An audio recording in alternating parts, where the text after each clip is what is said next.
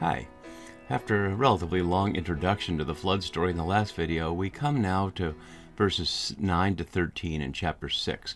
And whether this is the beginning of the flood story or the flood story starts a few verses later is something we could get into some detail of. I won't explore it too much, but as you can see in the chart on the right side that shows the traditional separation into the two versions, the J version and the P version, according to this version, this chart, the J version starts with verse 5, which we looked at last time, and the P version starts with verse 9 that we're starting at this time. But that's relatively arbitrary based on a number of factors. So to explore that, let's begin to take a look at this here. And just a reminder, if you haven't watched the introductory video from last time for some of the critical issues of interpretation, I'd really encourage you to do that before you start this or the videos that follow here. So one of the things we didn't look at is how these chapters are structured. And we've been seeing throughout Genesis the role of chiasm in a number of places, and that can be found here too. But there's more than one way to map it chiastically, as we'll see in just a moment. So in the green part there, this is according to Gordon Wenham's commentary. He divides it this way so that the first section we're looking at starts in verse 9, as we're doing today, and continues through verse 21 as a divine monologue addressed to Noah. And that's parallel at the bottom with the A prime part. There's a long section from 8:20 to 9:17, another divine monologue addressed to Noah. And so that version of it has a mirror image without a center. So as you can see, it's A, B, C, D, E, and there are two parts of E, and then D, C, B, A. Chiasms can have a center part like a bullseye, or just parallels like this. It depends upon what the writer was trying to do. So this is how Wenham sees it. Skipping the one in the middle, though, in the blue one, we see a different chiastic pattern. This is my version based on other people I've read as well. So whereas, as you can see up here, Wenham has the A part 13 verses from 6:9 to 21. I have that divided into a couple of pieces, and then they don't divide exactly the same way.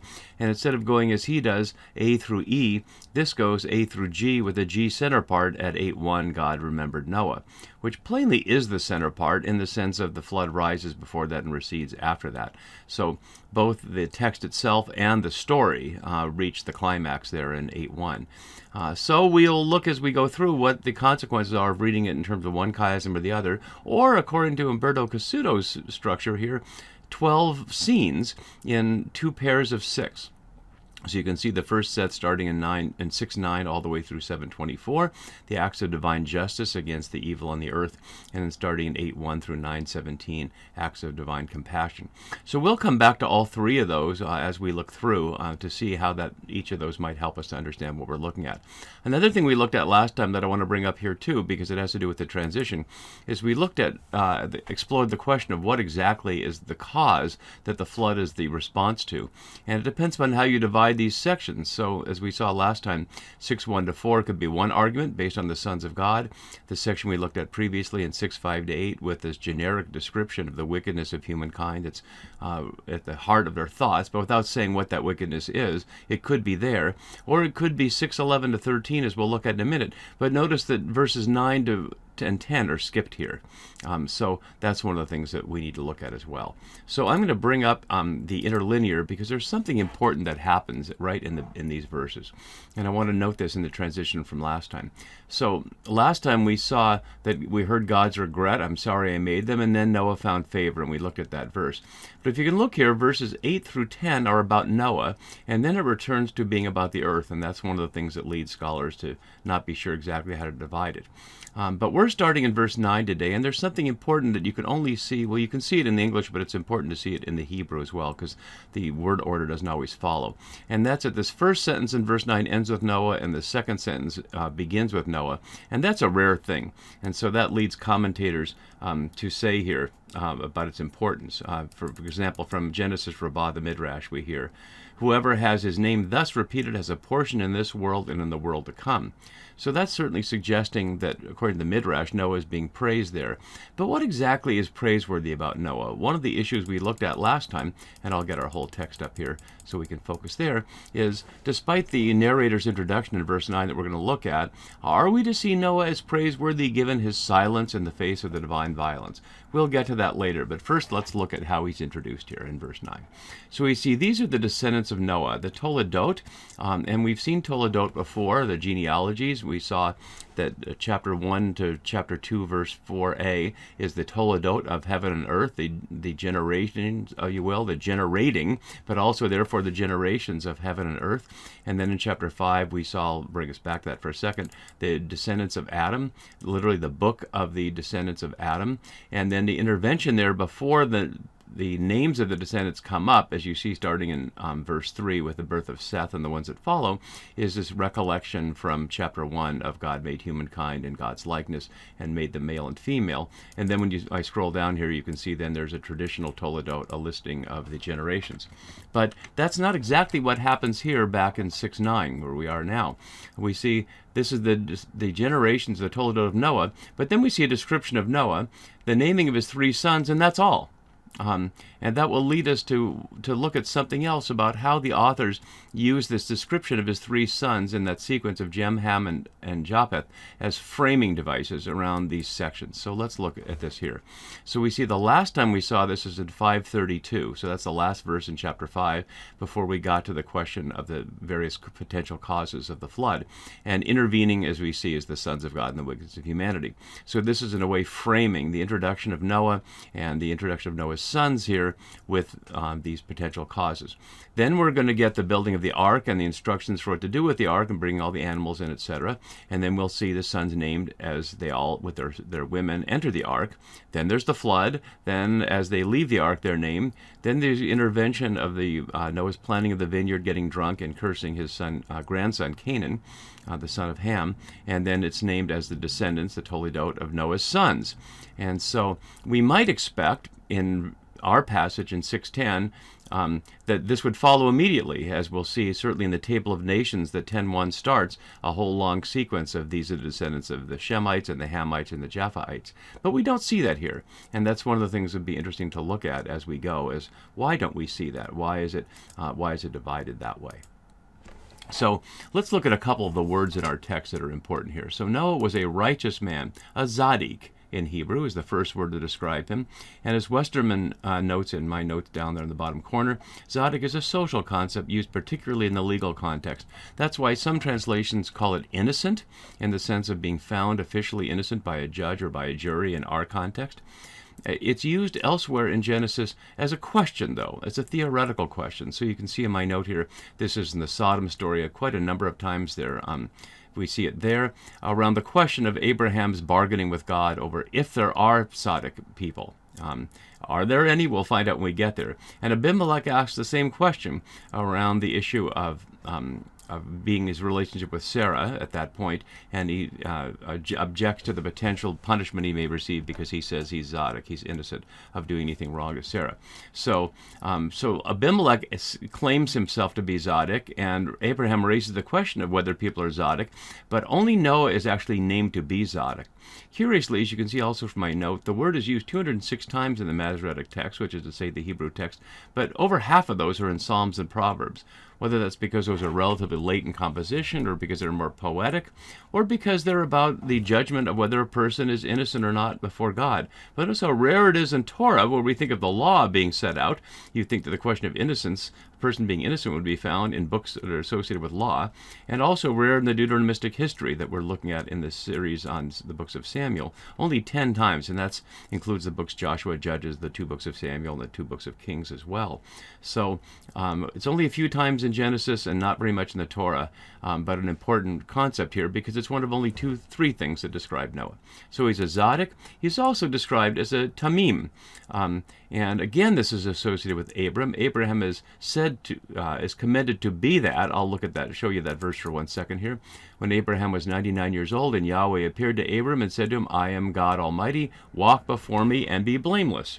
So that's what he's telling him to do. But it says Noah already is this, a tamim. It's a word that could be translated blameless, but again, as Westerman notes below, it's a cultic concept and describes a sacrificial animal that was without blemish, used in a general and transferred sense of humans, and occurs frequently in P and Ezekiel. Ezekiel. So this is a P text as we see. God is used here as Elohim, but we also just saw it used in the Abram text in chapter 17, which is plainly a Yahwistic text because it mentions God as Yahweh there. It'll also be used of Jacob. It is one of the few things we know of Jacob. It's also a word that can be translated as whole or complete, and not quite the same as shalom, which is a state of that in general, but a way one could describe someone to distinguish it from a tzaddik, a righteous man before the law, but also one who has no faults or no sin. In his generation, in Dor here, Dor Thav, to have the whole phrase. And again, the Midrash has a wonderful statement that gives us a context here. It says, in the street of the totally blind, the one-eyed man is called clear-sighted, and the infant is called a scholar, which is to say that even the Midrash, they're questioning, is Noah really a righteous and a blameless man, or only compared to the people of this violent generation? In other words, is he the best that God could get under the circumstances? And whether Noah's description here matches his behavior, we'll have to decide as we go. The final aspect of him here in verse 9 is that he walked with God. And that's echoing Enoch from chapter 5, as you can see there, the only other person described as walking with God. Again, Abraham was commanded to walk with God. And it's something that we hear as a phrase throughout Deuteronomy and other books. For example, this from Deuteronomy 8:6. Therefore, keep the commandments of Yahweh your God by walking in his ways and by fearing him. In fact, walking with God is in many ways a substitute in the biblical sense of what faith is in a later Christian sense of what right relationship is. So rather than something one has or something in one head that one believes, it's how one lives, to walk with God. Note the contrast with the Garden of Eden story from chapter 3, verse 8, where Yahweh walked with them, but they were hiding from God, not walking with God at all there. So this is all we hear about Noah at the beginning, and then, of course, as I was already noting, his 3 sons, and we've already looked at some of that. So that gets us to verses 11 to 13. And within the larger chiasms, we can map these 3 verses out chiastically this way. So you can see this now, that the A and the A primes match around the earth in my translation is ruined, or in the New RSV is corrupt, and then the B parts around the question of violence, and the C parts mirroring are God's response in verse 12 and the beginning of verse 13. So chiasms within the chiasm to frame these particular verses. So let's get that whole thing up on the screen so we can see all the details of this here. And there are also some words here that are important to see that you can't see. For example, the repeated use of hene or behold. Now the earth was corrupt in God's sight, and the earth was filled with violence, and God saw that the earth was corrupt. And attentive listeners can note the sad echo of Genesis 1, where God commanded the earth be filled with humans and with life, that creatures be fruitful and multiply, and God looked out and saw that it was good or very good, but rather than being filled with expanding life, now it's filled with violence and is described as corrupt, a sad thing. The word for corrupt here, the Hebrew word shocked, can mean a number of things. I was hinting at this last time a little bit, and it's important we look at it because it's the only thing other than the violence it's used to describe what's going on here, and it's used a number of times as we can see. So it can mean a number of things. As you can see from my note below, it can be used as in the Nephal stem to describe the spoiling of a garment or a pot, in other words, something that's falling apart. It can also be used to suggest the physical destruction of the produce of the land, something like rotting. But in the Hiphal, a different stem that we'll see in verse 12 and 13, doesn't come out different in English translation, we see it can frequently be used to describe the sudden destruction of peoples and cities in war or through divine judgment. And that it's also used in the PL, another stem, in verse 17, and there you can see where it's used otherwise. So if we were to study all of those, we might see there's a range of meanings of this word. Curiously, one of the things it tends to not mean is what the ordinary use of English corrupt means, which is someone who's got official authority and is cheating on it somehow, getting paid, bribed, etc., to use their authority against the law or against the rules. And that's not exactly what's going on here. It's something that's losing its shape. Either it's rotting or it's falling apart as physical things, or a social structure that's falling apart. In this case, it's described as the earth is that way. But the earth obviously hasn't done anything wrong. The earth is a victim of others here, and of course the earth itself will not be hurt by this, the physical earth, other than the animals. And we'll see how a little bit later how an indigenous reading of this from Australia sees it as a cleansing of the earth. In fact, the same way we might take antibiotics or an antiviral vaccine to get rid of the parts that are ruining something so it can become what it was meant to be all along and had been back to Genesis 1. And we'll see how that echoes in the second half of the flood story, after the destruction or recreation. So that's setting it up here with God's perception. Literally, it's in God's face, that the earth is, that God can see this, and the earth is filled with violence. And as I noted briefly last time, the Hebrew word for violence here, Hamas, is used in this passage and a couple other times. It can be used as physical violence, but as the example I give there in my notes from Exodus 23, it can be used as malicious in the sense of a violent attitude or violent words. So it doesn't have to be physical violence. And as Westerman notes below, it can be used in the original sense of violence, crime, which consists of bloodshed, criminal oppression, and force. So it's a pretty wide-ranging word, wider than just our word violence, perhaps more like we might call criminality. Something like that could be violent physically, or the way people take advantage of each other with power or words. Either way, it's filled the earth, and God sees that it's happened. And then we see this strange phrase here, which expands upon any potential causation we've seen so far. The earth is corrupt, but all flesh had corrupted its ways upon the earth. All flesh. And so Westerman tries to distinguish that, as you can see in my note. It's not a quote below. It says, since Hamas is always about humans, kal basar, the Hebrew for all flesh, likely here is limited to humans. But that's not at all clear from the context here, and since all the animals are going to be destroyed, and since verse 13, as we'll see, says, I have determined to make an end of all flesh, it certainly doesn't seem like it's limited to humans here, but everything that has the breath of life in it, all flesh here. And of course that's going to include plants too, because the raven and the dove are going to have to wait for an olive branch to grow back from the earth after the flood. So the sense of corrupted its ways, this is, we've only seen the question of way, Derek, earlier, but to walk in the way of God is that phrase we saw from Deuteronomy, and so that's consistent here. We're walking in your own ways or walking in God's ways.